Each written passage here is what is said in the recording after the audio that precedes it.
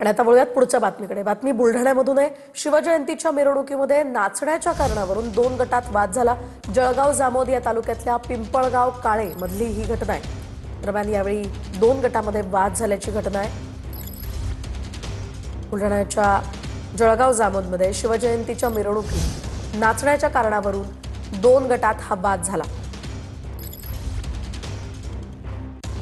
पिंपळगाव काळे या ठिकाणची ही घटना आपण पाहतोय। सध्या शिवजयंतीच्या पार्श्वभूमीवर अनेक ठिकाणी या प्रकारच्या घटना घडताना पाहायला मिळाल्या। पोलिसांनी हस्तक्षेप केल्यानंतर ही परिस्थिती नियंत्रणात आली। सध्या या घटनेचा हा व्हिडिओ आपण पाहतोय। तणावपूर्ण शांतता या परिसरात सुद्धा आहे। पोलिसांचा बंदोबस्त आहे। कुठलाही अनुचित प्रकार घडू नये यासाठी पोलीस या ठिकाणी तैनात आहेत।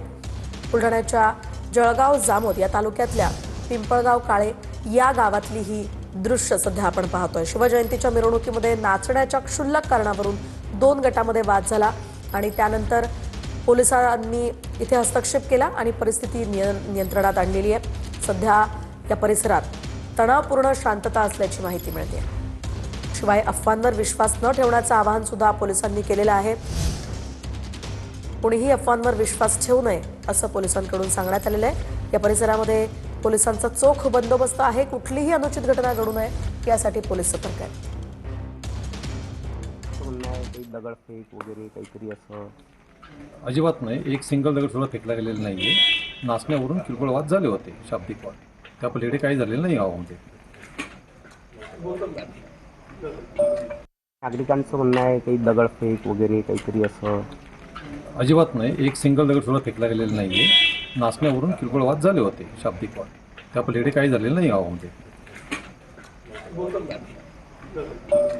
नागरिकांचं म्हणणं अधिकची माहिती जाणून घेऊयात आमचे प्रतिनिधी गणेश सोळंकी यांच्याकडून। गणेश, काय सांगाल सध्या या परिसरात काय माहिती आहे?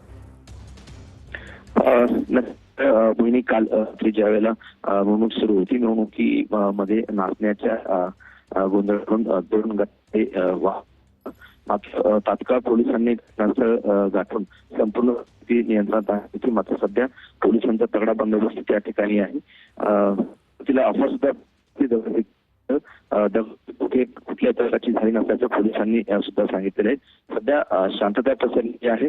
पोलिसांनी सुद्धा अगदी गणेश, तुमचा आवाज क्लिअरली इथे पोहोचू शकत नाहीये। तुर्तास धन्यवाद दिलेल्या या माहितीसाठी। आपण पाहतोय पोलिसांच्या हस्तक्षेपानंतर सध्या ही परिस्थिती नियंत्रणात आणली गेल्याचं कळतंय।